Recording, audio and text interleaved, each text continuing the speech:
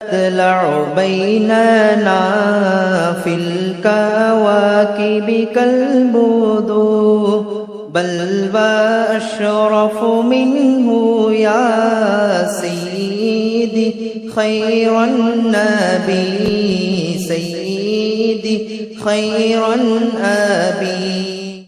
இன்னைக்கு கால சூழல் எப்படி தெரியுமா? அல்ஹம்துலில்லாஹ்.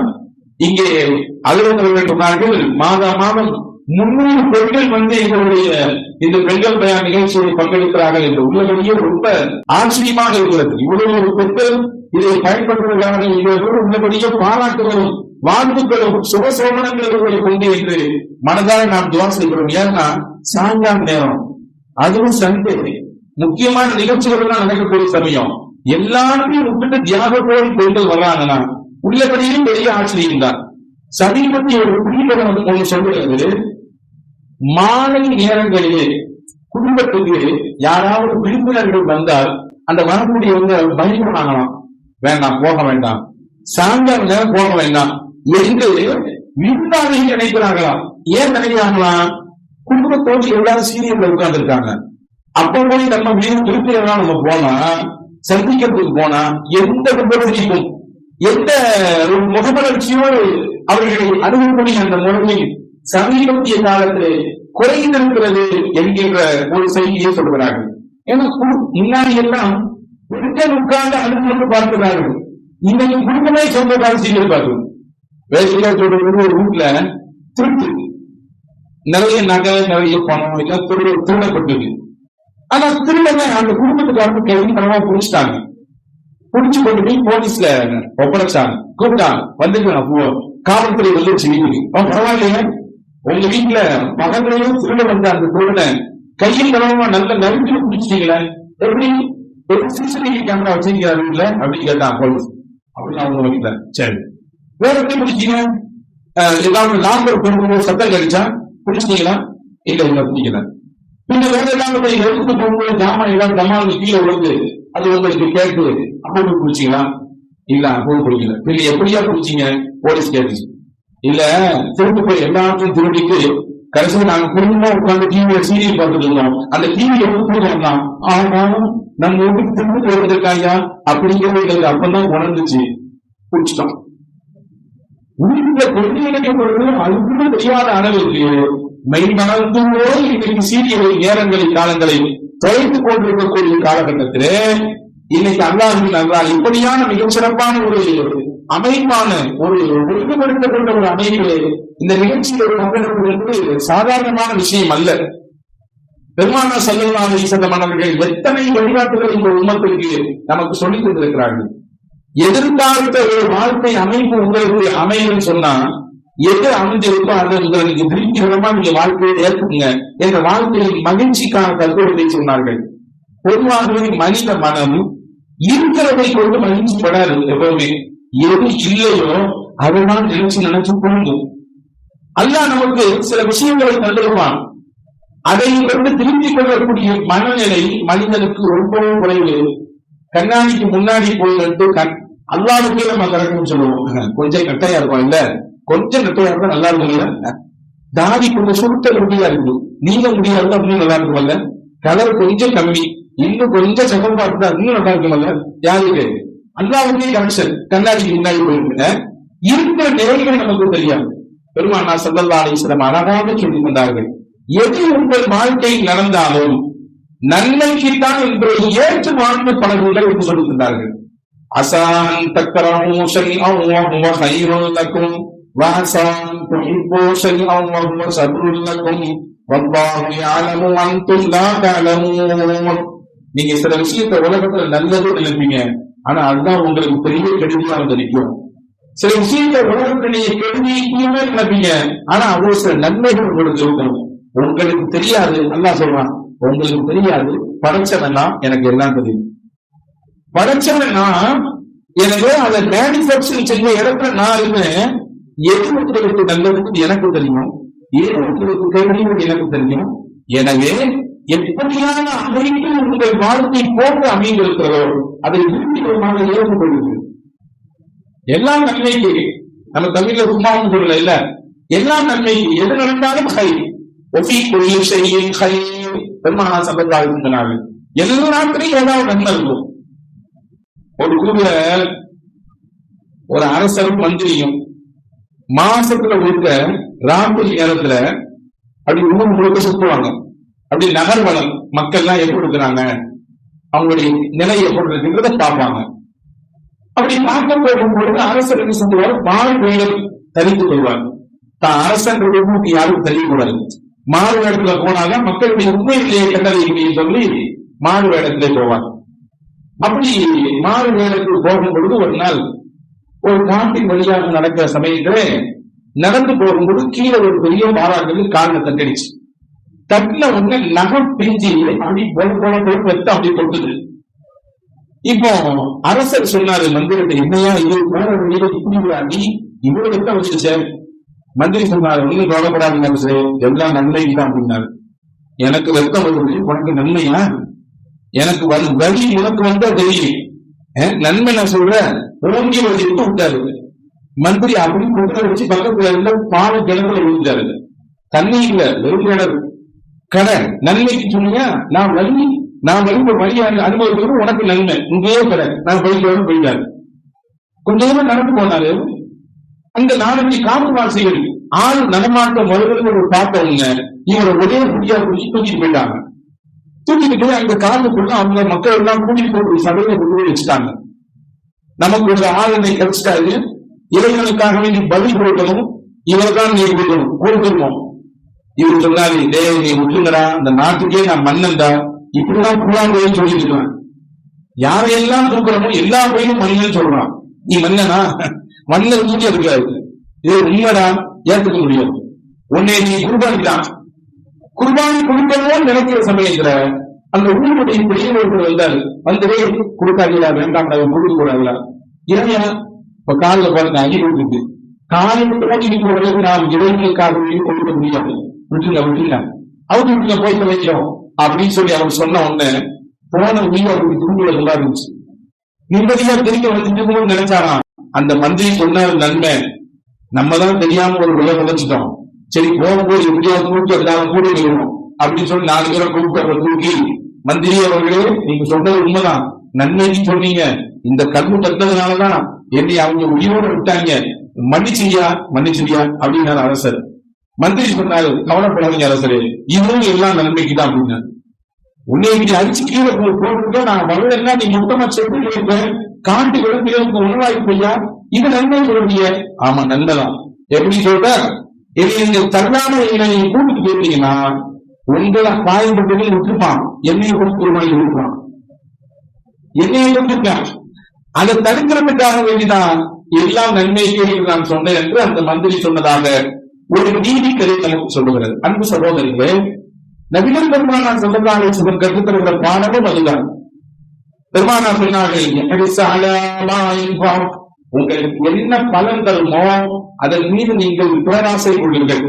உங்களுக்கு பலன் தரக்கூடிய விஷயத்தை செய்வதை நீங்கள் ஆர்வம் காட்டுங்கள். அந்த விஷயத்தை செய்யும் பொழுது அல்லாஹ்விடத்தில் உதவி கேளுங்கள். எந்த காரியத்தை துவங்கும் பொழுதும் அல்லாஹ்விடத்தில் உதவி கேளுங்கள். ஒவ்வொரு நாளும் நாம் தொழுகையிலும் சூரா ஃபாத்திஹா ஓதுகிறோம். அதனுடைய மைய கருத்து என்ன? அதனுடைய சென்ட்ரல் பாயிண்டாக இருக்கக்கூடிய வசனம், இறைவா உன்னையே நாங்கள் வணங்குகிறோம், உன்னிடத்தில் தான் உதவி பெறுகிறோம். உதவி எப்படி நீ கண்டால்தான் உண்டு. உலகத்துல வேற யாராலையும் எந்த பிறவிடத்தையும் எதிர்பார்க்காம உதவி செய்ய முடியாது. நான் உங்களுக்கு உதவி பண்ணா ஏதாவது ஒரு காரணம் பின்னாடி இருக்கும். இப்ப எல்லாத்தையும் எப்போ வந்து திருப்பி நம்ம ஏதாவது முன்ன பின்ன கைமாட்டு வாங்கினா வாங்கிக்கலாம், அல்லது அந்தந்த காலகட்டத்தில் ஏதாவது நமக்கு ஹெல்ப் பண்ணுவாரு, கொஞ்சம் வந்து குறைவு விடுவாரு. ஏதோ ஒரு ரகசிய காரணங்கள் நம் மனதிலே இல்லாமல் இல்லை. ஆனால் பிரதிபலனை எதிர்பார்க்காமல் உலகத்திலே உதவி செய்யக்கூடிய ஒருவர் உண்டென்றால் அல்லாஹ்தான். எனவேதான் செய்தா இப்னு அப்பாஸ் காலத்து பெருமானார் நபி ஸல்லல்லாஹு அலைஹி வஸல்லம் சொன்னார்கள், இதா சஅல்த வஸ்தனில்லாஹ் வ இதஸ்தஅன்த வஸ்தஇன் பில்லாஹ். ஏதாவது நீ கேட்க வேண்டும் என்று நினைத்தா அல்லாஹ்ட்ட கேளு. உதவி உனக்கு வேண்டும் என்றால் அல்லாஹ்விடத்தில் உதவி கேளு. ஏன்னா அவன் தான் உதவி செய்யவன், அவன் தான் கேட்பதை தரக்கூடியவன். பிறவியை எதிர்பார்ப்பில்லாமல் அல்லாஹ் தான் உதவி செய்வான். எனவே ரசூலுல்லாஹ் சொன்னாங்க, உங்களுக்கு விருப்பமானதை உங்களுக்கு பலன் தரக்கூடிய விஷயத்தை செய்வதற்கு முயற்சியுங்கள். நீங்கள் செய்யக்கூடிய காரியத்தை அல்லாஹ்விடத்திலே உதவி கேளுங்கள் அப்படின்னு சொல்லிட்டு ரசூலுல்லாஹ் சொன்னாங்க. அல்லாஹ்விடத்திலே உதவி கேளுங்கள் சொல்லி ஒரு செய்தி சொன்னாங்க.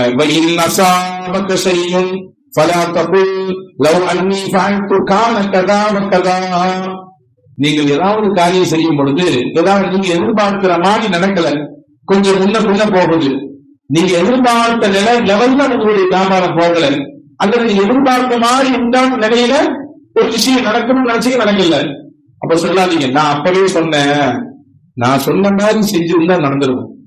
நான் அன்னைக்கு ஒரு ஆலோசனை கொடுத்தேன். ஏன் ஆலோசனை யாரு கேட்கிறான்? வீட்டுல பெரிய வந்து மரியாதை இருக்கா? என் சொல்ல கேட்காம நீங்க விருப்பப்பட்டு செஞ்சீங்கல்ல, உங்களுடைய விருப்பப்பட்டு செஞ்சீங்கல்ல, அதனுடைய விளைவுனா இது என்று சொல்லாதீர்கள். பின்ன எப்படி சொல்லணும்? ரசூலுல்லாஹ் சொன்னாங்க, வலாக்கின் கூடு கத்தரல்லாஹு வமா ஷாஅ, அல்லாஹ் நாடியே நடந்திருக்கிறது. எதுவானாலும் அல்லாஹ்வின் நாட்டப்படி நடந்திருக்கிறது, அவ்வளவுதான். நான் சொன்னா நடந்திருக்கும், நீ சொன்னா நடந்திருக்கும், என்னுடைய ஆலோசனை கேட்ட நடந்திருக்கும், நான் சொன்ன மாதிரி நீங்க விஷயத்தை கையாளுந்தா எந்த பிரச்சனையும் இல்லாம சுமூகமா முடிஞ்சிருக்கும். அப்படிலாம் சொல்லாதீங்க. அல்லாஹ்வின் நாட்டம் நடந்திருக்கிறது என்று சொல்லி அல்லாஹ் எதை நன்மை இணைந்திருப்பான் என்று கடந்து போங்க என்று உமான் நபி ஸல்லல்லாஹு அலைஹி வஸல்லம் கற்றுத்தந்தார்கள். ஆக வாழ்க்கையினுடைய ஒட்டுமொத்த வழிகாட்டியாக அண்ணன் பெருமானார் ஸல்லல்லாஹு அலைஹி வஸல்லம் அவர்கள் இருக்கிறார்கள். அவர்கள் பெண்களுக்காகவே சொன்ன விஷயங்கள், பெண்கள் விஷயங்களில் எவ்வளவு பெருமானார் ஸல்லல்லாஹு அலைஹி வஸல்லம் அக்கறை எடுத்து பேசினார்கள். இன்னைக்கு 300 பெண்கள் வந்தீங்கன்னா சாதாரண விஷயம் அல்ல. எனவே உங்களுக்கான சில செய்திகள் உங்கள் காதுகளுக்கு சென்று சேர வேண்டும் என்ற அடிப்படையில் தான் உங்களுடைய இமாம் மரியாதைக்குரிய ஹஜ்ரத் அவர்கள் எனக்கு சாதனை பெண்கள் என்ற தலைப்பை கொடுத்திருக்கிறார்கள். எத்தனை இஸ்லாமிய வரலாற்றிலே சாதனை நிகழ்த்திய பெண்கள் இருக்கிறார்கள். இன்னைக்கு வேர்ல்டுலையும் பெரிய யூனிவர்சிட்டி எதை சொல்லுவோம்? ஆக்ஸ்போர்ட் யூனிவர்சிட்டி சொல்லலாமா, அல்லது வேற ஏதாவது யூனிவர்சிட்டிகள். ஆனால் உலக வரலாற்றிலேயே முதல் பல்கலைக்கழகம் என்ற பெயரை கின்னஸ் எதை அறிவித்திருக்கிறது தெரியுமா? மொரோக்கோ என்ற ஒரு நாடு இருக்கிறது, மொரோக்கோ. அந்த நாட்டில் இருக்கக்கூடிய கைரவான் யூனிவர்சிட்டி, அரபியிலே அல் கராமியின் அப்படின்னு சொல்லுவாங்க. கைரவான் யூனிவர்சிட்டி இதுதான் தி ஃபர்ஸ்ட் வேர்ல்ட் யூனிவர்சிட்டி, உலகத்திலேயே முதல் பல்கலைக்கழகம் இதுதான். இதனுடைய உருவாக்கத்தில் யார் காரணம்? பின்னால் ஹிஜ்ரி 3ஆம் நூற்றாண்டில் உருவாக்கப்பட்ட பல்கலைக்கழகம். நீங்கள் இந்த பல்கலைக்கழகத்தினுடைய அதிலிருந்து படித்து வந்த ஆய்வாளர்களை அறிஞர்களை கேட்டால் பிரமித்து போடுவீர்கள். இப்னு கல்தூன் என்று சொல்லக்கூடிய மிகப்பெரிய வரலாற்று ஆசிரியர் அங்கேதான் படித்தார், அல்லாமா இப்னு அரபி ரஹ்மத்துல்லாஹ். மிகப்பெரிய அறிவியல் ஆய்வாளர்கள், சமூகவியல் ஆய்வாளர்கள், பெரும் சாதனையாளர்கள், கல்வியாளர்கள் எல்லாம் படித்த கல்லூரி அந்த கைரவான் யூனிவர்சிட்டி. இது 3ஆம் நூற்றாண்டிலே உருவானது. இந்த உருவாக்கத்துக்கு பின்னால் இருக்கக்கூடிய நபர் யார் என்றால் 2 பெண்கள், ஃபாத்திமா அல் ஃபிஹ்ரி, மரியம் அல் ஃபிஹ்ரி. இந்த 2 சகோதரிகள், உடன்பிறந்த சகோதரிகள். இந்த 2 பெண்கள் தான் தங்களுடைய தகப்பனார் வழியாக தங்களுக்கு கிடைத்த திரட்ட சொத்து வாரிசு, அவங்க பிள்ளை, அவங்க அத்தாவுக்கு அந்த 2 பேரும் வாரிசு. அவங்க அத்தா புறத்திலிருந்து கிடைத்த அந்த திரட்ட சொத்தை எதையாவது ஒரு விஷயத்துல போட்டு அதை தான் குடும்பத்தோடு சுருக்கிக்காம சமுதாயத்துக்கும் பணம் தரக்கூடிய விஷயத்துல எல்லாரும் செய்யணும் அப்படின்னு நினைச்சு மொரோக்காவிலே அல்பாஸ் பெரிய ஒரு பெரிய நகரம், அந்த நகரத்திலே 2 வேலை செஞ்சாங்க. ஒரு பிரம்மாண்டமான பள்ளிவாசல் கட்டினார்கள், 2வது ஒரு பல்கலைக்கழகம் கட்டினார்கள். அதை எட்டுவதற்கு 22 வருடங்கள் ஆனது. 2 பெண்மணிகளும் சேர்ந்து 22 ஆண்டுகள் தொடர்ச்சியாக அந்த பணியிலே முழுவதுமாக தன்னை ஈடுபடுத்திக் கொண்டு தங்களுக்கு கிடைத்த பொருளாதாரத்தை மொத்தத்தையும் அதில் போட்டு அவர்கள் அதை கட்டி முடிந்தார்கள் என்பது ஒரு செய்தி அல்ல. அதை கட்டி முடியும் வரை 22 ஆண்டுகள் தொடர்ச்சியாக ஒரு நாள் நோன்பு வைப்பார்கள், 2வது நாள் சாப்பிடுவாங்க, 3வது நாள் நோன்பு வைப்பாங்க, 4வது நாள் சாப்பிடுவாங்க. ஒரு நாள் நோன்பு, ஒரு நாள் நோன்பு இல்லை, ஒரு நாள் நோன்பு, ஒரு நாள் நோன்பு இல்லை. இது 1 மாதம் அல்ல, 2 மாதம் அல்ல, 22 வருஷம் தொடர்ச்சியாக இப்படி செய்து இரவு பகலாக அல்லாஹ்விடத்திலே கையேந்தி இறைவா மார்க்கத்தை, கல்வியை அடுத்த தலைமுறைக்கு கொண்டு போய் சேர்க்க வேண்டும் என்ற உயர்ந்த லட்சியத்தோடு, உயர்ந்த கனவோடு இந்த பல்கலைக்கழகத்தை நாங்கள் நிறுவிக் கொண்டிருக்கிறோம், கட்டிக் கொண்டிருக்கிறோம். இதை நீ பூர்ணப்படுத்தி தர வேண்டும். இதிலிருந்து மிகப்பெரிய ஆய்வாளர்களை, மிகப்பெரிய கல்வியாளர்களை உலகம் முழுக்க கொண்டு போய் சேர்க்க வேண்டும் ரப்பே, இதை நீ இறந்து கொள்வாயாக என்று தொடர்ச்சியாக துவா செய்வார்கள். பொதுவாகவே இஹ்லாஸுக்கு என்று ஒரு மரியாதை அல்லாஹ் வைத்திருக்கிறார். பேருக்கும் புலனுக்கும் செய்யக்கூடிய விஷயங்களை தாண்டி மன தூய்மையோடு ஒரு காரியத்தில் ஈடுபடுகிற பொழுது அல்லாஹ் அவருடைய அங்கீகாரத்தை உலகத்தில் காட்டுவான். அதுக்கு உள்ள அங்கீகாரம் என்ன, கபூலியத்து என்ன அப்படிங்கிற உலகத்தை நல்லா காட்டுவான். அப்படி அந்த பெண்கள் இன்றைய 3ஆம் நூற்றாண்டிலே மன தூய்மையோடு துவங்கினார்கள் அந்த பணியை. இன்னைக்கு வரைய கின்னஸ் ரெக்கார்டுல முதல், அதாவது யுனெஸ்கோ என்று சொல்லக்கூடிய அந்த அமைப்பு உலகத்தின் முதல் பல்கலைக்கழகம் கைரவான் யூனிவர்சிட்டி தான் என்ற விஷயத்தில் பதிவு செய்திருக்கிறது. அன்பர்களே, தாய்மார்கள் நினைத்தால் எவ்வளவு பெரிய சாதனையை செய்யலாம் என்பதற்கு இது ஒரு சின்ன உதாரணம். ரசூலுல்லாஹி ஸல்லல்லாஹு அலைஹி வஸல்லம் ஒரு பெண்மணி வர்றாங்க. அந்த அம்மா பேர் என்ன பேர் அப்படின்னா அஸ்மா பின்த் யஸீத் ரலியல்லாஹு தஆலா அன்ஹா. ரொம்ப விவரமான பெண்மணி. சொல்ல போனா பெண்கள்ல ஒரு பேச்சாளர், ஒரு குட்டி பேச்சாளர். எதையும் துணிச்சு பேசுவாங்க, பயப்பட மாட்டாங்க. முன்னால் கருத்துக்களை போல்டா சொல்லக்கூடிய அந்த தன்மையும் ஒரு சிறந்த தன்மை தான். அவங்க இருக்கிறாங்க, இவங்க இருக்கிறாங்களே, நம்ம பேசினா ஏதாவது நினைச்சுவாங்களோ அப்படிலாம் நினைக்கிறது இல்லை.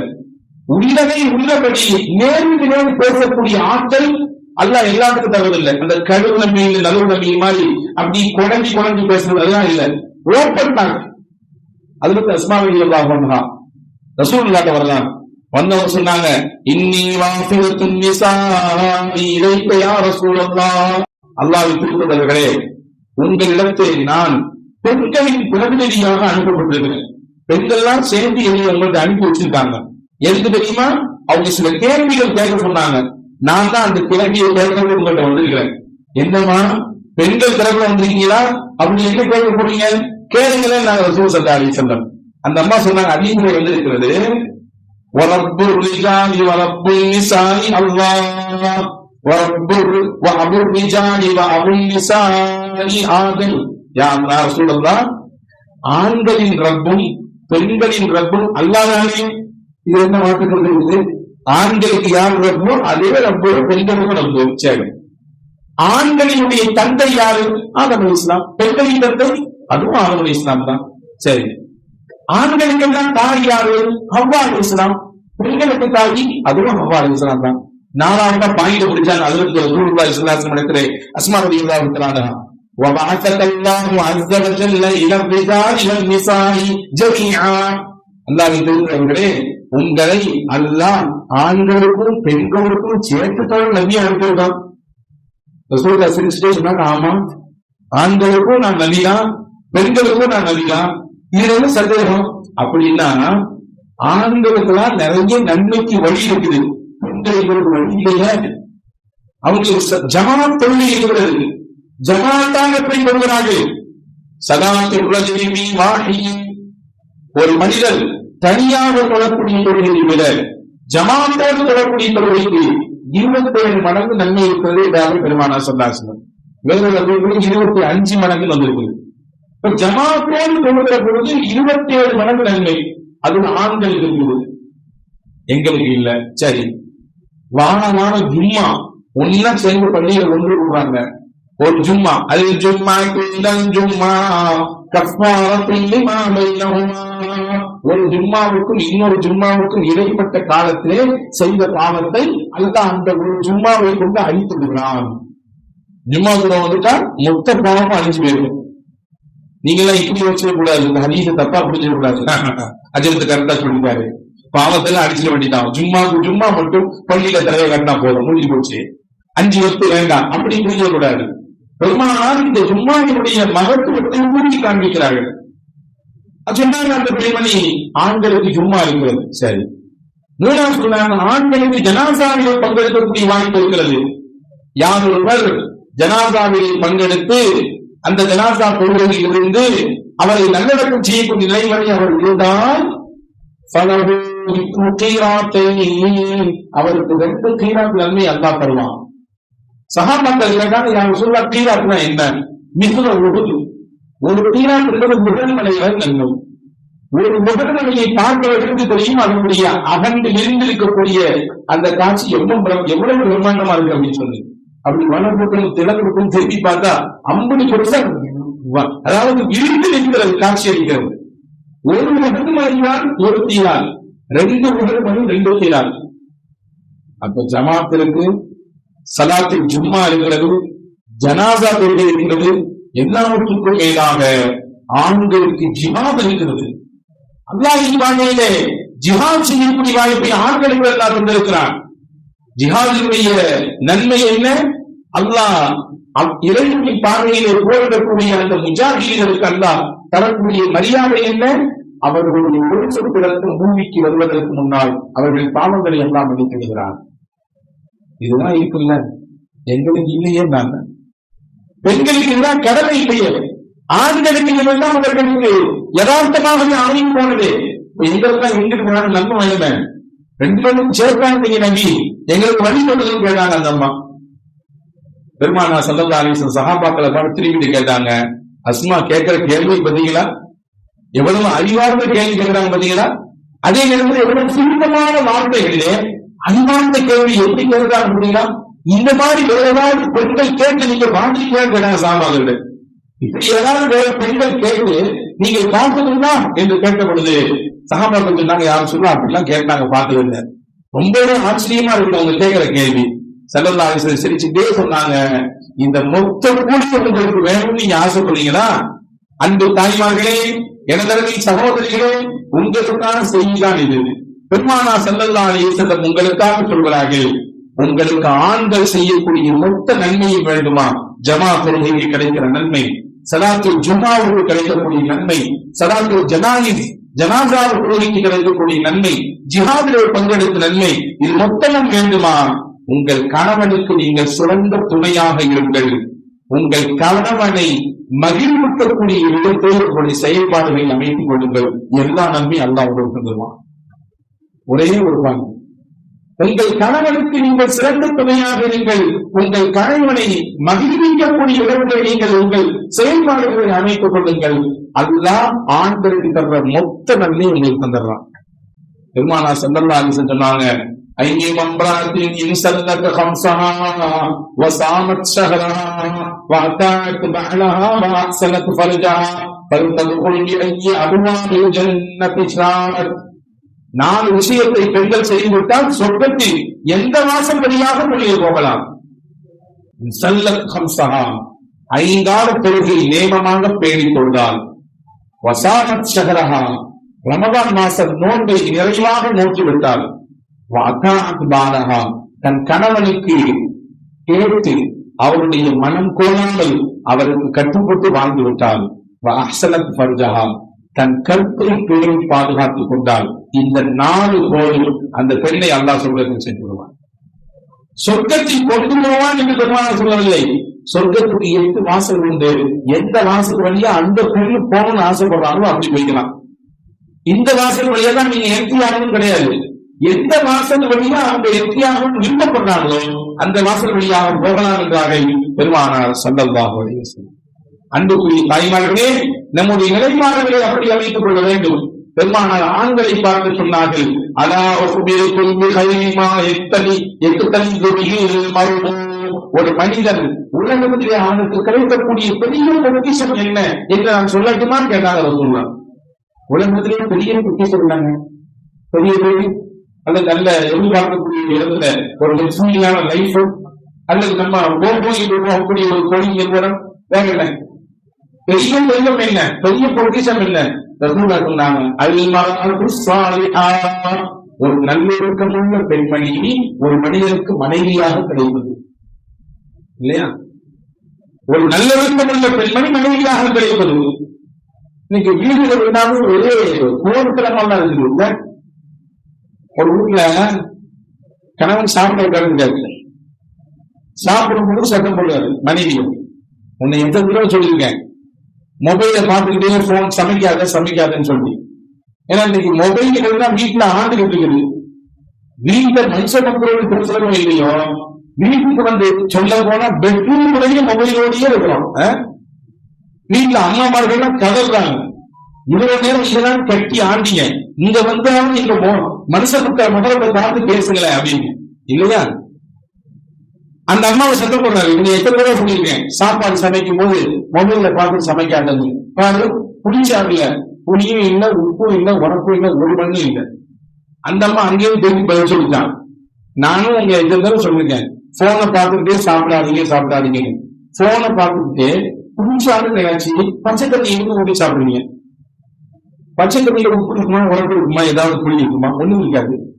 இல்லை அப்படின்னு அன்பர்களே, இன்னைக்கு போகிற போக்கில் இப்படிதான் சின்ன விஷயங்களுக்காக வேண்டி நிம்மதிகளையும் பேச்சையும் சுருக்கிக் கொண்டிருக்கக்கூடிய கால சூழல். பெருமானா செல்லதார்கள் ஒரு மனிதனுக்கு உலகத்திலும் ஒரு இனமுறையை பொக்கிஷம் என்னவென்றால் நல்ல பெண்மணி மனைவியாக கிடைப்பது. நீங்க கவனிக்கணும், நம்ம எல்லாத்துக்கும் தெரிஞ்ச ஒரு துவா இருக்குது. என்ன துவா சொல்லட்டுமா? எல்லா துறையிலும் மோதக்கூடிய ربنا آتنا في الدنيا حسنة وفي الآخرة حسنة وقنا عذاب النار.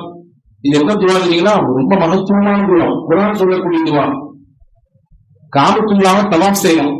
ஹஜ் உம்ரா போன மக்களுக்கு எல்லாம் தெரியும். தவாஃப் செய்யற துவக்க புள்ளி ஹஜ்ருல் அஸ்வத். அங்கிருந்து துவங்கி ஆரம்பிச்சு ரவுண்ட் வந்து மறுபடியும் அதே புள்ளி, அதே ஹஜ்ருல் அஸ்வத் வந்தா ஒரு சுத்து. இந்த மாதிரி 7 சுத்து சொன்னாதான் ஒரு தவாஃப். ஒரு தவாஃப் செய்யணும் அப்படிங்கிறது எப்போ பூர்த்தி ஆகும்னா, ஹஜ்ருல் அஸ்வத் கல்லு எந்த கார்னர்ல இருக்குதோ, காபாவுக்கு 4 கார்னர் இருக்குது, 4 மூலை, அதுல ஒரு மூலையில ஹஜ்ருல் அஸ்வத் கல் இருக்குது. அங்கேருந்து ஸ்டார்ட் பண்ணி அப்படியே சுத்தம்ல வந்து மறுபடியும் அங்க வந்துச்சுன்னா ஒரு சுத்து. இந்த மாதிரி 7 சுத்து. 7 சுத்துக்கும் தனித்தனி துவாக்கள் இருக்குது. ஆனா 7 சுத்துலையும் ஒரு குறிப்பிட்ட இடத்துல ஒரு துவாரத்தில் தெரிஞ்சுட்டு வரணும். ருக்குனி யமானி என்ற ஒரு கார்னர், அந்த கார்னர் எங்க இருக்குது அப்படின்னா ஹஜ்ருல் அஸ்வத் என்ற மூளை எங்க இருக்கும், அதுக்கு முன்னாடி இருக்குது. நான் 4 கார்னர் சொன்னேன், அதுல ஒரு கார்னர்ல ஹஜ்ருல் அஸ்வத் இருக்குது, அதுக்கு முந்தின காரணங்கள்ல ருக்குனி யமானி என்று ஒரு இடம் வைத்துக் கொள்ளுங்கள். அந்த இடத்துல இருந்து இந்த ஹஜ்ருல் அஸ்வத் கல் வர வரைக்கும் ஒரே விவாதம் வந்தது. என்னதுவா? ரப்பனா ஆத்தினா ஃபித் துன்யா ஹஸனத்தன் வஃபில் ஆখিরাতি ஹஸனத்தன் வகினா அஸாபன்னார். இதுதான் ரசூலுல்லாஹ் சொல்லி கொடுத்தாங்க. யா அல்லாஹ், துன்யாவிலே எனக்கு நல்லதுதான், ஆখিরাத்திலே நல்லதுதான், நரகம் நெருப்பை காப்பாத்து. இதுதான் பொருள். துன்யாவில் நல்லது என்றால் என்ன? முஃபஸ்ஸிர்கள் கொடுக்கிறார்கள், நிறைய பட்டியல் போடுறான். துன்யாவில் ஒரு மனிதனுக்கு அல்லாஹ் நலவை கொடுத்தால் என்னவெல்லாம் கொடுப்பான், ஒரு நீண்ட பட்டியல். அதிலே முதன்மையாக எழுதுகிறார்கள், அல்லாஹ் ஒரு மனிதனுக்கு சிறந்த பெண்ணை கொடுத்தால் உலகத்திலே அல்லாஹ் அவருக்கு நன்மை கொடுத்திருக்கான்னு அர்த்தம். ஒரு நல்ல பெண்ணை, சாலிகான பெண்ணை அவருக்கு மனைவியாக அல்லாஹ் கொடுத்தால் உலகத்திலே அவருக்கு அல்லாஹ் நன்மையை கொடுக்கிறான்னு அர்த்தம். ஏன் புரியுதா ரசூலுல்லாஹ் அந்த இடத்துல உலகம் சொல்றாங்கன்னு? எனவே அன்புக்குரிய சகோதரிகளே, பெருமானார் சொன்னார்கள், நீங்கள் உலகத்திலே உங்களுக்கு கிடைத்த செல்வத்திலே கொஞ்சம் சாலிகான பெண்மணி அப்படின்னு சொல்லிட்டு, சாலிகான பெண்மணி என்றால் யார் என்பதற்கு ஒரு டெபினேஷன் கொடுத்தாங்க, ஒரு விளக்கம். 3 பண்பு அந்த பெண்ணிடத்திலே இருக்கும். சொன்னாங்க, இன்னவர இலைஹா சர்ரத்துஹு வ இன்னமரஹா அதாஅத்துஹு வ இத்காபஹா ஹஃபிதத்துஹு. அந்த ஆண், அந்த கணவன் தன் மனைவியை அன்போடு பாசத்தோடு பார்த்தால் அந்த பெண் தன் கணவனை சந்தோஷப்படுத்துவாள். கணவனை பிரியத்தோடு அன்போடு பார்த்தால் அந்த பெண்மணி கணவனை திருப்திப்படுத்துவாள். எந்த பெண்மணி இரவு தன் கணவனின் அதிருப்தியோடு படுக்கை வச்சிருக்கிறாரோ, பெருமானார் சொன்னார்கள், லஅனத்தஹு மலாயிகத்து ஹத்தா துஸ்பிஹ. அதிகாலை முடியும் வரை அந்த பெண்களை அல்லாஹ் சரித்திரான், மலர்ச்சிகளை கொண்டு சாபத்தை கொடுக்கிறான் சொன்னார். அப்ப பார்த்தால் மகிழ்ச்சிப்படுத்துவாள். 2வது பண்பு, அந்த கணவன் சொன்னால் அவள் கேட்டு நடப்பாள். திரும்பி எழு அடங்க மொழி இவ்வளவு கிடையாது. அதுவெல்லாம் கணவன், அது வந்து வார்த்தைகளாக இருக்கலாம். ஆனா இதுவெல்லாம் ஒரு பெண்ணுடைய அடையாளமாக முஸ்லீம் பெண்ணுக்கு இருக்காது. நீங்களும் கொண்டு நான் என்ன கேட்கறது, நீயும் நானும் சமம், உனக்கு எப்படியோ அதே மாதிரி எனக்கும் அப்படிதான் இல்லை. மார்க்கம் கணவனுக்கு என்று ஒரு மிகச்சிறந்த மரியாதை கொடுத்திருக்கிறது. அதை எப்படி பாதுகாப்பதோடு அந்த பெண்மணி கணவனுடைய கட்டளைக்கு அவள் மாறு செய்யாமல் நடப்பாள். 2. 3வது சொன்னாங்க, அந்த கணவன் அந்த பெண்ணை விட்டு வெளியே போய்விட்டால், வெளியூருக்கு போனால், வியாபார நிமித்தமாக வெளிநாடுகளுக்கு போகிறார் அல்லது வெளியே போகிறார், அந்த கணவனால் தனக்கு கிடைக்கப்பட்ட குழந்தைகள், பொருளாதாரங்கள், இது ரெண்டையும் தாண்டி அல்லாஹ் அந்த பெண்ணுக்கே அடையாளமாக தந்திருக்கக்கூடிய மானத்தை, கற்பை பேரை பாதுகாப்பார். இந்த 3 பண்பும் இருக்கிற பெண் தான் சாதிகான பெண் என்றாலும் பெருமானா ஸல்லல்லாஹு. இப்ப பொதுவா அஸ்மா அம்மா கேட்ட கேள்விகளை சொன்னார், ஒத்த நல்ல பதில் சொன்னாங்க. ஆண்கள் செய்யும் மொத்த நன்மையும் உங்களுக்கு வேண்டும் என்றால் உங்கள் கணவனுக்கு சிறந்த துணையாக இருங்கள். அந்த கணவனை மகிழ்விக்கக்கூடிய இடத்திலே உங்கள் செயல்பாடுகள் இருக்கட்டும். ஆண்கள் செய்கிற எல்லாமே உங்களுக்கு கிடைச்சோம் நாங்க சொன்னாங்க. எனவே அன்புக்குரிய தாய்மார்களே, நம்முடைய செயல்பாடு அப்படி இருக்க வேண்டும். எனவேதான் சரித்திரத்திலே சாதனை பெண்களாக அந்த சஹாபிய பெண்கள் வாழ்ந்து கொண்டிருக்கிறார்கள். பெருமானார் ஸல்லல்லாஹு அலைஹி வஸல்லம் காலத்தில் வாழ்ந்த எக்கச்சக்கமான சஹாபிய பெண்களுடைய வரலாற்றை வாசிக்கிற பொழுது இதுதான் நமக்கு வெளியாக கிடைக்கிறது. நமக்கு அல்லாஹ் தந்திருக்கக்கூடிய மிகப்பெரிய ஒரு பொறுப்பு, பாக்கியம், ஒரு தலைமுறையை உருவாக்கி தரக்கூடிய இடத்திலே முக்கிய பொறுப்பை நாம் தான் இருக்கிறோம். தாய்மார்கள் நாம் இருக்கிறோம். ஆண்கள் சம்பாதிக்கிறார்கள், வெளியே போகிறார்கள், 4 இடங்களுக்கு போகிறார்கள். குடும்பத்தினுடைய பொறுப்பு, உழைக்கக்கூடிய பொறுப்பு, பொருளீட்டக்கூடிய பொறுப்பு, குடும்பத்தை தற்காலாமல் பாதுகாக்கக்கூடிய பொறுப்பு, இதையெல்லாம் ஆண்கள் மீது கடமை என்றால் பெண்களுக்கு வீட்டுக்கு ஊதியமானத்தை சரி செய்வது, குழந்தைகளுடைய நல்வழிகளுக்கு காரணமாக இருப்பது, குழந்தைகளுக்கு தகவலை செய்யக் கொடுப்பது, அல்லாஹ்வை வசூலியை சேர்ப்பது, இதுவெல்லாம் பெண்களுக்கு கூடுதலான பொறுப்பாக, முக்கியமான பொறுப்பாக இருக்கு. ஒரு நேருக்கு நான் வாசித்த ஒரு செய்தி ரொம்ப எனக்கு பிரமிப்பான விஷயம். அது இமாம் முகாத்தில் ரஹிமஹுல்லாஹ் என்று சொல்லக்கூடிய ஒரு மிகப்பெரிய அறிஞர், ஹிஜ்ரி 150 வாழ்ந்த ஒரு மிகப்பெரிய முஃபஸ்ஸிர், குர்ஆனுக்குரிய வெளியுறவு அவர்கள். முகாத்தில் ரஹிமஹுல்லாஹ் அவர்கள் அப்பாசிய ஆட்சியில் கலீஃபாவாக இருந்த கலீஃபா மன்சூருடைய அந்த அரசவைக்கு வந்தாங்க. அப்பாசிய மன்சூருடைய அரசவைக்கு அதற்கு இமாம் முகாத்தில் வர்றாங்க. வந்தவங்க பெரிய பேரறிஞர், குர்ஆனுடைய விரிவுரையாளர், வந்தவங்க உட்கார வச்சு அரசர் ரொம்ப கௌரவம் கொடுக்கிறாரு, கண்ணியம் கொடுக்கிறாரு. கொடுத்துட்டு அரசர் சொன்னாரு, ஏதாவது ஒரு உபதேசம் செய்யல, மக்களுக்கு ஏதாவது உபதேசம் செய்யல அப்படின்னு சொல்லி கேட்டாரு. அது மக்களுக்கும் இருக்கிறது, எங்களுக்கும் வேணும், அரசர்களாக எங்களுக்கும் வேணும், மக்களுக்குமானதாக இருக்கணும். உடனே அதற்கு இமாம் முகாத்தில் சொன்னாங்க, உமையாக்களுடைய கலீஃபாவாக இருந்தவர்கள் ஒருவர் உமர் இப்னு அப்துல் அசீஸ் ரஹிமஹுல்லாஹ், வரலாற்று 2வது உமர் என்று பெயர் எடுத்தவர்கள், 2ஆம் உமர். உமருடைய வம்சம், உமருடைய பரம்பரை அவங்க. இன்னைக்கு ஹதீஸ்கள் தான் முழுக்கப்பட்டு நூல் படிக்கிறதுனா அதற்கு முக்கிய காரணம் இப்னு அப்துல் அசீஸ் ரஹிமஹுல்லாஹ். குர்ஆன் தொகுக்கப்பட்டதுன்னா அதற்கு முக்கிய காரணம் அவர்கள் நாயகம், அவங்களுடைய உத்தரவுதான் செய்தி சாதிச்சு வேலை செஞ்சாங்க. ஹதீஸ்கள் தொகுக்கப்பட்டு இன்னைக்கு நூல் வெளியிடப்படுகிறது. எக்கச்சக்கமான ஹதீஸ்கள், புகாரியை தொடர்ந்து எத்தனையோ முஸ்லிம்கள், ஷமாயில்கள் எல்லாம் இருக்குது. இதுக்கு மூல காரணம், முக்கிய காரணம் செய்யணும் அவங்களுக்கு அப்துல் அசீஸ் ரஹ்மத்துல்லாஹ். அவங்க முக்கியமான ஆட்சியாளர்கள். அவங்க வஃபாத் ஆகிற சமயத்துல முகாத்தில் சொல்றாங்க, மன்னர் மன்சூருக்கு மக்களுக்குமான உபதேசம். அங்க வஃபாத் ஆகிற சமயத்துல அவங்களுக்கு 11 பிள்ளைங்க. எத்தனை பிள்ளைங்க? 11 பிள்ளைங்க. வஃபாத் ஆகிற நேரத்தில் உங்களுக்கு அப்துல் அசீஸ் ரஹ்மத்துல்லாஹ் தன் பிள்ளைங்களுக்கு விட்டு போன சொத்து 18 தங்க காசு, வெறும் 18 தீனார்கள். அந்த 18 தீனாரையும் இமாம் அதற்கு ஒரு அப்துல் அசீஸ் சொல்லிருந்தாங்க, நான் மௌத்தாயிட்டானா என்னுடைய கஃபன் தஃபன் இந்த காசாக செலவிடப்படும். அல்லாஹ் துஆ செய்யுங்க, யா அல்லாஹ் நான் இறுதி வரை யாரிடத்தில் கையிடக்கூடாது, நான் மௌத்தா போனாலும் என்னுடைய கஃபன் தஃபன் கூட என்னுடைய, நீ எனக்கு தந்த காசு, என்னுடைய காசுல கூட சொல்ல முடியாது, நீ எனக்கு தந்த செல்வத்திலிருந்து செலவு செய்யப்பட வேண்டும். அந்த நேரத்தில் கூட அதுக்கு நம்ம எதிர்பார்ப்பு கொண்டிருக்கிற நிலைமை எனக்கு வரக்கூடாது என்று கேட்க வேண்டும். அல்லாஹ் தௌஃபீக் செய்வாங்க. அன்பு சகோதரர்களே, 18 தங்க காசு எடுத்து போனாங்க. அதுல 5 தங்க காசு அவங்களுடைய கஃபனுக்கு செலவிடப்பட்டது. 4 தங்க காசு குடி தோன்றுவதற்கு தஃபனுக்கான செலவு செய்யப்பட்டது. இப்ப 18 9 போச்சுன்னா மிச்சம் இருக்குதுங்க 9. அந்த 9 தங்க காசு தான் 11 பிள்ளைகளுக்கு உலகில் அப்துல் அசீஸ் என்று சொல்லக்கூடிய மாபெரும் மன்னர் விட்டு சென்ற சொத்து. முகாலில் சொல்லி முடிச்சிட்டாங்க. அடுத்து இன்னொரு கதை சொன்னாங்க. அதே உமையாக்களில் அரசர்களில் ஒருவர் ஹிஷாம் இப்னு அப்துல் மலிக், ஹிஷாம் இப்னு அப்துல் மலிக் என்ற மன்னர் இருந்தார். அவருக்கும் நிறைய பிள்ளைங்க, முதல் 10 பிள்ளைங்க வரை இருந்தாங்க. அவர் இறக்குற சமயத்துல அவருடைய பிள்ளைகளுக்கு அவர் விட்டு சென்றது ஒரு பிள்ளைக்கு இன்னைக்கு மதிப்புல 10 கோடி ரூபாய்க்கு அதிகமான சொத்து. இன்னைக்கு 10 கோடி பெரிய காசு தான். அன்னைக்கு நான் சொல்றது கிட்டத்தட்ட ஒரு 1700 வருடங்களுக்கு முன்னால் உள்ள தகவல். ஒரு குழந்தைக்கு 10 கோடிக்கும் அதிகமான மதிப்புள்ள சொத்துக்களை விட்டு போனார். இந்த 2 விஷயத்தையும் இமாம் முகாத்திடம் உள்ள மன்னர் மன்சூர் சொல்லிட்டு அடுத்து சொன்னாங்க, அவர்கள் வாழ்ந்த காலம் ஊர் நாடு எல்லாம் ஒன்று. ஆனால் உமர் இப்னு அப்துல் அசீஸ் ரஹ்மத்துல்லாஹுடைய பிள்ளைகள் பிற்காலத்திலே செல்வந்தர்களாக இருந்தார்கள், மிகப்பெரிய தனவந்தர்களாக இருந்தார்கள். அல்லாஹ்வின் பாதையில் ஜிஹாதுக்கு போகக்கூடிய மக்களுக்கெல்லாம் குதிரைகளை, வாகனங்களை, ஆயுதங்களை வாங்கி அன்பளிப்பு செய்யக்கூடிய இடத்திலே உமர் இப்னு அப்துல் அசீஸ் ரஹ்மத்துல்லாஹுடைய பிள்ளைகள் இருந்தார்கள்.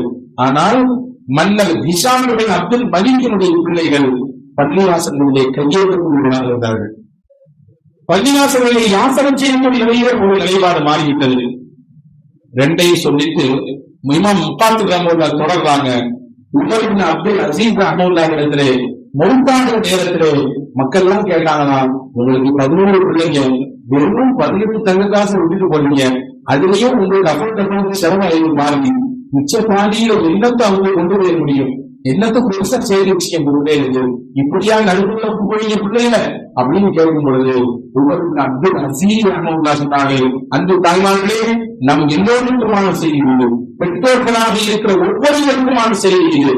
உமர் இப்னு அப்துல் அசீஸ் ரஹ்மத்துல்லாஹ் சொன்னாங்க, என்னுடைய பிள்ளைகள் 11 பேருக்கும் நான் தக்குவாவை மிகப்பெரிய சொத்தாக கொடுத்திருக்கிறேன், அல்லாஹ்வை கொண்டு போய் சேர்த்து விட்டேன், அல்லாஹ்வின் ரசூலுடைய வாழ்க்கையை கொண்டு போய் சேர்த்து விட்டேன்.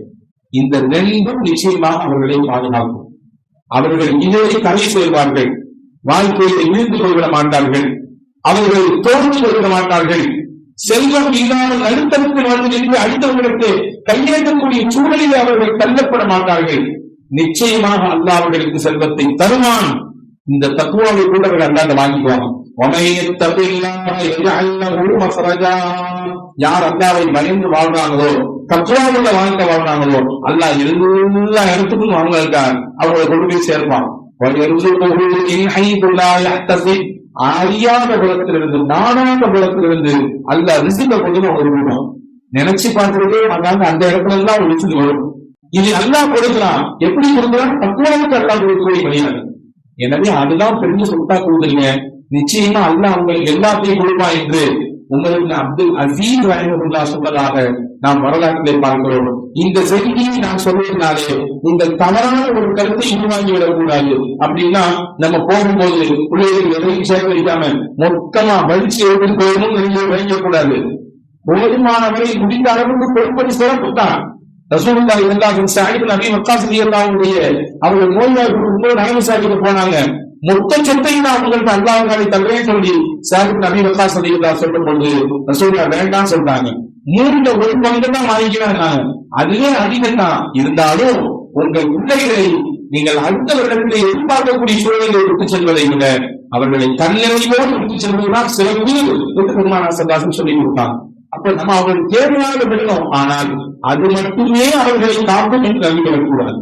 நம்ம சேர்த்து வச்சிருக்கக்கூடிய சொத்து, நாம் கொடுத்திருக்கக்கூடிய பேங்க் பேலன்ஸ், நம்ம கட்டி கொடுக்கக்கூடிய பெரிய நல்ல வீடு, அவங்களுக்கு வசதி வாய்ப்புகள் செஞ்சு கொடுத்துருக்கோம், இதுல அவங்க வேகம் வாழ்ந்துக்குவாங்க என்று தவறான அபிப்பிராயம் கணக்கு போட்டுக் கூடாது.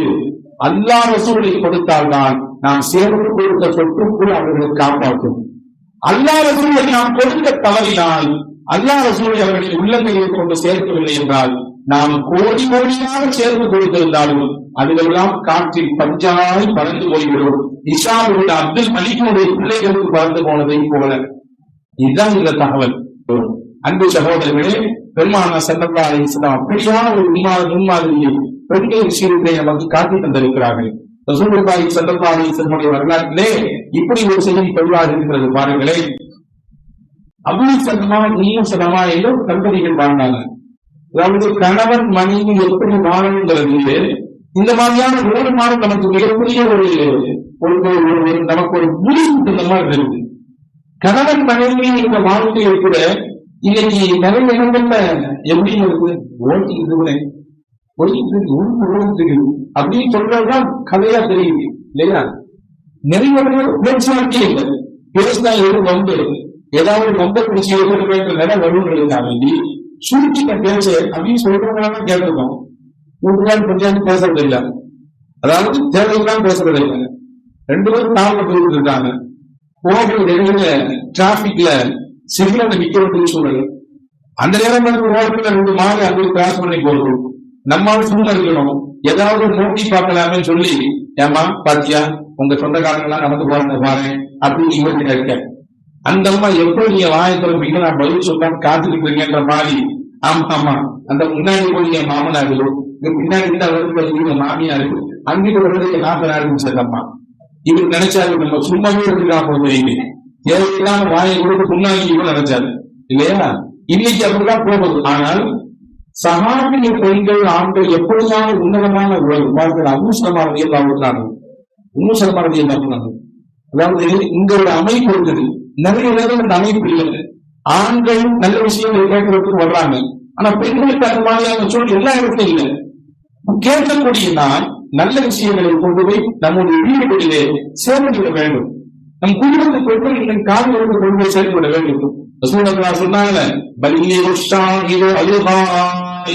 வந்திருப்பவர்கள் வராதவர்களிடத்திலே கொண்டு போய் சேர்த்து விடுங்கள். எப்ப சொன்னது? அச்சத்து மதான சூழ்நிலை சொன்னது. தன்னுடைய கட்சியை விமான சந்தாசம் சொல்லுது. வந்திருப்பவர் வராதவருக்கு கொண்டு போய் சேர்த்து விடுங்கள். எத்தனையோ செய்தி கிடைக்கப்பட்டவர் கரண்ட் இருந்து கேட்டவரை ரொம்ப உறுதியாக லைன்ல உட்கார்ந்து கேட்டு பாருங்க.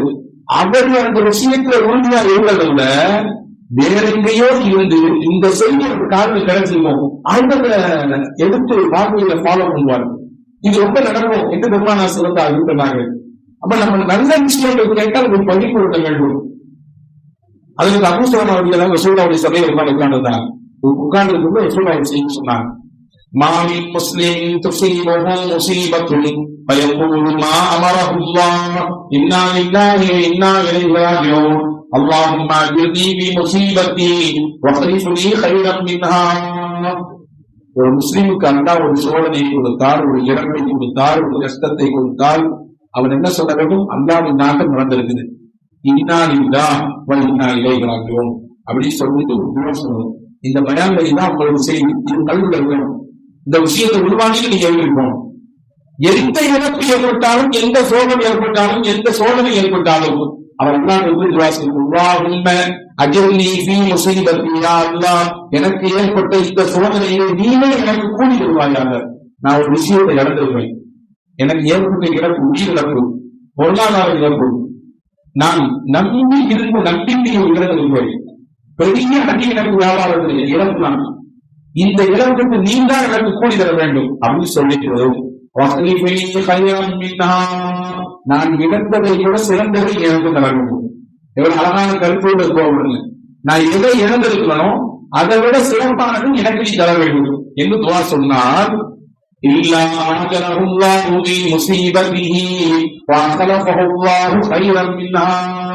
அல்லாஹ் அவருக்கு ஏற்பட்ட இழப்புக்கு அவன் கூலி கொடுப்பான், இழந்ததை விட சிறந்ததை அவருக்கு தருவான். இது ஒரு செய்தி.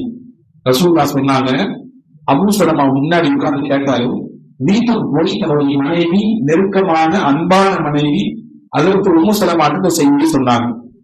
ரசூலுல்லாஹ் நீங்க செய்தி சொல்லி கொடுத்தாங்க. கேட்டியா ஒரு முக்கியமான துவா சொல்லி கொடுத்தாங்க. இதை உருவாக்கிக்கணும். எப்ப நமக்கு வாழ்க்கையில் எனக்கு சோதனை ஏற்பட்டாலும் இதை யோகணும், சரியா அப்படின்னு சொல்லி கொடுத்தாங்க. கண்டுபிடிச்சா வீட்டுல பேசுறாங்க, உறவுகள் அது இல்லை அப்படி இப்படி கைங்களா அவங்க ஊர்ல அப்படியாமா செய்தி தெரியுமா, இவங்க ஊர்ல இப்படியம்மா செய்தி. அந்த அம்மா அங்க வந்துச்சாங்க கேட்டீங்களா, எவ்வளவு கோவில் தெரியுமா, இங்கே நடக்கக்கூடிய விஷயம் இங்க உட்கார்ந்து இருக்காங்க.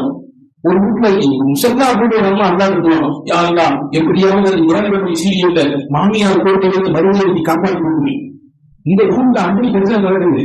இந்த அம்மா ஏற்கனவே சீரியல்ல மறுபடியும் உட்காந்துவாங்க இல்லையா?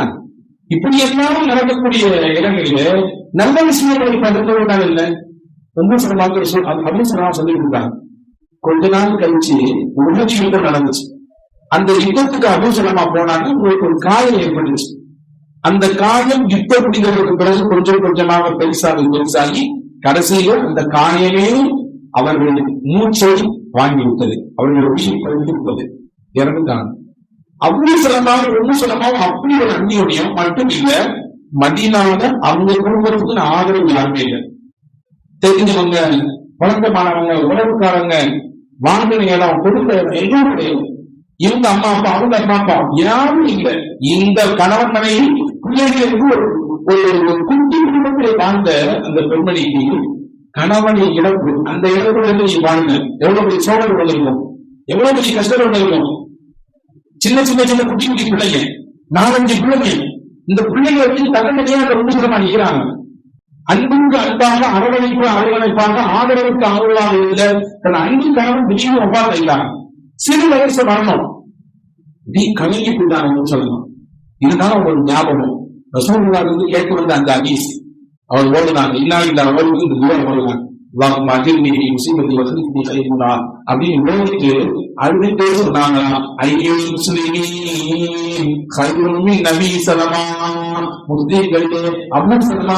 யார் சிறந்தவர் எனக்கு கிடைப்பாங்க, எனக்கு எப்படிப்பட்ட கணவன் தெரியுமா அப்படின்னு சொன்னா, அவர்கள் யார் எனக்கு எனக்கு பகரமாக கிடைக்க முடியும் என்ற கேள்வி கேட்ட அம்மாவே சொல்கிறாங்க. அல்லாஹ்வின் ரசூல் சொன்னாங்க, ஓடவும் சொன்னாங்க, இருந்தாலும் நான் இந்த விஷயத்தை பொறுமை காக்கிறேன், அல்லாஹ் எனக்கு பகரத்தை தருவான் நம்புகிறேன், நான் பொறுமையாக எனக்கு இருந்தார்கள். அல்லாஹ்வின் நாட்டம். அவர் வஃபாத்தாகி ஒரு சில நாட்களுக்கு பிறகு அந்த இதாவுடைய காலம்தான் முன்னாடி அபூ சலமாவை அவர்களுக்கு மனம் கேட்க வந்தார்கள். அவங்க நிக்கா செஞ்சுக்கிறேன், நீங்க சம்மதிக்கலாம் கேட்காங்க. அந்த அம்மா நான் மாட்டேன்ட்டாங்க. உதவியை நான் நிக்கா செஞ்சு படுறேன், நீங்க சம்மதிக்கலாம்னாங்க, மாட்டேன்ட்டாங்க.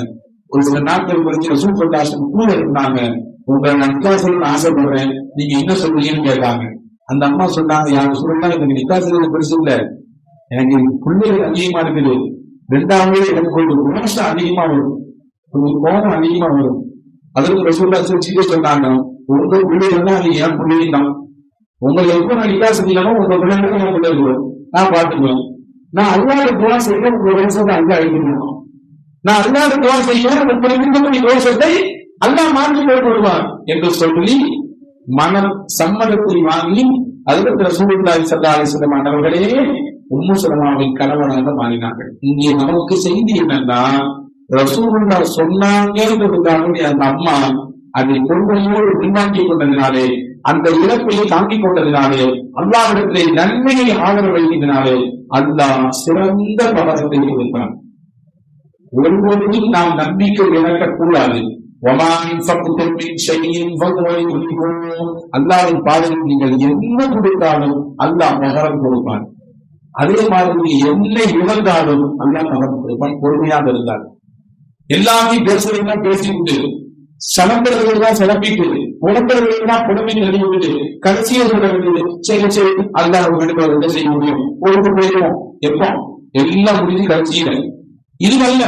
பெருமானார் ஸல்லல்லாஹு அலைஹி வஸல்லம் அவர்கள் காட்டுகின்றது, உம்முல் சலமாவுடைய அந்த விஷயத்தை ஆகச்சிறந்த முன்னுதாரணமாக நமக்கு தருகிறார்கள், காட்சி அளிக்கிறார்கள். எனவேதான் ரசூலுல்லாஹ்வுடைய உன்னதமான மனைவிமார்களின் பட்டியலிலே உம்மஹாத்தும் இல்லை, அதற்கு உம்மு சலமா ரலியல்லாஹு முக்கிய இடத்துல இருக்கிறாங்க. மட்டுமல்ல, ரசூலுல்லாஹ்வுக்கு ஆலோசனை சொல்லும் அளவிற்கு உம்மு சலமா ரலியல்லாஹு அந்தஸ்தை அல்லாஹ் உயர்த்தி கொடுத்தார். ஹுதைபியா உடன்படிக்கையிலே மக்காவிலே தவிர்க்க போறாங்க, யாரும் வரக்கூடாது, உள்ளாங்க, நீ வந்தவங்களாம் திரும்பி போங்க, அடுத்த வருஷம் வாங்க என்று தடுக்கக்கூடிய சமயத்திலே ரசூலுல்லாஹ்வுக்கு என்ன செய்யறதுனே தெரியல, என்ன பண்றது ஏதாவது தடுக்கிறாங்களே என்ற சமயத்துல சஹாபாக்கள் தான் திரும்பி மதீனாவுக்கு போக வேண்டிய மனநிலைமை இல்லை, மக்காவை பார்க்கணும்னு ஆசைகள் இருந்திருக்காங்க.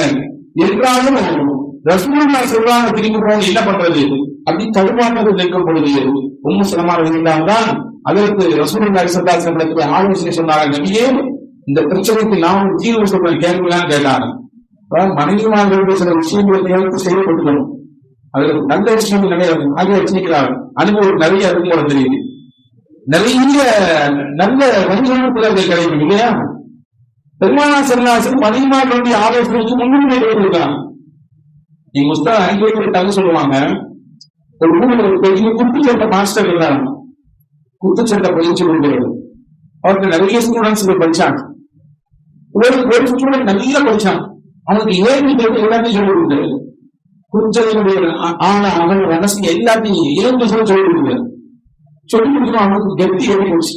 எனக்கு ஒரு நாள் ஊர்ல போயிட்டு என் கூட யாராவது சண்டை போட வரீங்களா, வாங்க ஒத்தைக்கு ஒத்தைக்கு பார்க்கலாம், யாருன்னா என்னை எதிர்த்து வரலாம் அப்படின்னு சொல்றது கடைசி சொன்னாங்க. அந்த பையன் என் மாஸ்டர் கூட எனக்கு வரலாம், எனக்கு புத்தகங்களை பயிர் சொல்லி கொடுத்த மாஸ்டர் கூட இங்க வந்து எதிர்க்கலாம், போட்டி போட்டு பார்க்கலாம், நீங்க தான் நானும் பார்ப்போம் அப்படின்னு சொன்ன உடனே அவருக்கு ரொம்ப வருத்தமா போச்சு. ஏன்னா சொல்லிக் கொடுத்தது இது, அந்த பையன் ஸ்டூடெண்ட், இப்ப அவனே சண்டைக்கு கொடுக்கலாம்.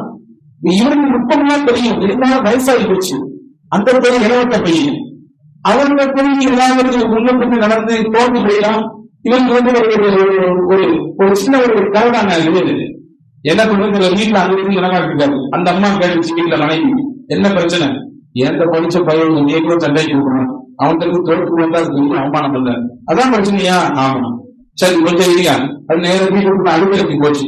இந்த பழுப்பு கடையில் ஒரு மத்து வச்சிருப்பாங்க, இந்த வந்து நினைக்கிறேன், அந்த மட்டை எடுத்து கையில கொடுத்துச்சு.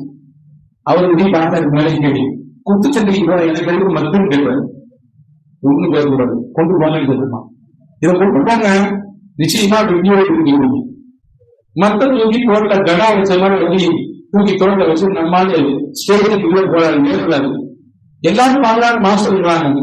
அந்த பையனும் பாக்குறாங்க, பார்த்த உடனே கடகட ஸ்டேஜ்ல இருக்கே இறங்கி வேகமா வந்து மாஸ்டர் கையை பிடிச்சி, மாஸ்டர் நீ மன்னிச்சிருக்கேன், என்னதான் ஆனாலும் உங்களை இருபத்தி எல்லாம் போட்டு நிக்க முடியாது, என்னை மனுஷன் நான் வாபஸ் வாங்கிடுவேன், பின்னாடி வந்தாரு. ஏன்னா நான் இந்த போட்டியில நான் கலந்துல, நீங்க தான் ஒரு பள்ளி மாஸ்டர், உங்களை தெரியவே முடியாது அப்படின்னு சொல்லிட்டு கடைசி அந்த பையன் கேட்டாங்க, குத்துச்சண்டை எல்லாத்தையும் சொல்லி கொடுத்தீங்க, மத்துச்சண்டை எப்படி எனக்கு சொல்லி தருவீங்க அப்படின்னா, குத்துச்சண்டையுடைய மொத்த ஊட்டியும் சொல்லி கொடுத்தீங்க, மத்துச்சண்டை எப்படி கொண்டு சொல்லி கொடுத்தீங்களா மாஸ்டர் அப்படின்னு கேட்டாங்க. அப்பதான் அவருக்கு புரிஞ்சுதான் மனைவி சொன்னது எவ்வளவு உண்மையா போச்சு அப்படின்னு. அன்பு சகோதரர்களே, உங்க சகோதரர்கள் சொன்னாங்க, ஒன்னும் செய்யாதீங்க, வெளியே போங்க, யார்கிட்டையும் பேசாதீங்க, மொட்டை அடிங்க, ஏழா மக்களைங்க, நேர போயிருங்க, கழுத்துக்கு வந்துருங்க. உங்களை பார்த்து அவர்களுக்கு செய்வாங்க, அவர்களுக்கு பார்த்து எல்லாம் செஞ்சுவாங்க. நாங்க ரசூலுல்லாஹ் அதே மாதிரி செஞ்சாங்க, யார்கிட்டையும் பேசல, அவர்களுக்கு தாங்க அதை அப்படியே ஃபாலோ பண்ணாங்க. சஹாபாக்கள் செஞ்சாங்க. ஏற்பட்ட குழப்பம் முடிவுக்கு வந்தது. சஹாபாக்கள் திருப்தியோடு மதீனாவுக்கு போனார்கள். அல்லாஹ் வெற்றி என்கிறான். ஹுதைபியா நடந்து கொண்ட நடவடிக்கை வெற்றி. இந்த ஹுதைபியா முடிஞ்சதுக்கு பிறகு அல்லாஹ் வசனத்தை இறங்கினான். அல்லாஹ் உங்களுக்கு வெற்றியை தந்துவிட்டான், மகத்தான வெற்றி இருந்து விட்டான். அடுத்த வருஷமே பத்தனை மக்கா. அன்பர்களே, இதற்கெல்லாம் மூலமாக இருந்தது யார் என்றால் உம்மு சலமா ரலியல்லாஹு ஆலோசனை இல்லையா? அந்த அளவுக்கு அவர்களை கொண்டு போய் அல்லாஹ் உயர்த்தி வைத்தார் என்றால் எல்லாவற்றுக்கும் பின்னால் இருக்கிறது ரசூலுல்லாஹி ஸல்லல்லாஹு அலைஹி வஸல்லம் அந்த வழிகாட்டுதலை நாம் பின்பற்ற வேண்டும் என்ற நினைவு, அந்த உயர்ந்த சிந்தனை தான். அப்படிப்பட்ட சிந்தனையோடு நாம் வாழ்வோம். அதற்கு இந்த மாதிரியான நிகழ்வுகள், இந்த மாதிரியான பயானங்கள் மீறாதவர்கள், அல்லாஹ் ரசூலை பற்றி பேசப்படக்கூடிய மஜ்லிஸ்கள், அதை நமக்கு ஊக்கப்படுத்தும், அதற்கு மிகச்சிறந்த வழிவகை செய்யும் வல்ல அல்லாஹ் அப்படிப்பட்ட சபைகளில் ஒன்றாக இந்த சபையையும் இந்த கூட்டத்தையும் அல்ல ஆக்க விடுவானாக.